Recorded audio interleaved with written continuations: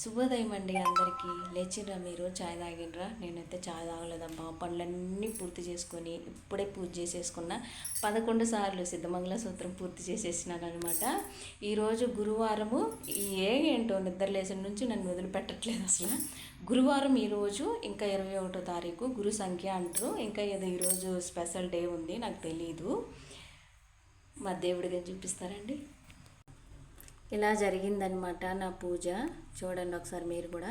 నేను ఒకే దీపారాధన కుంది పెట్టి 3 వెత్తులు వేసి చేశానమాట. మిగతా ఎక్కడో నాకు కనిపించలేదు, అందుకని ఉన్నంతలో నాకు అనుగుణంగా చేశానమాట పూజ. దేవుడికి నచ్చేలాగా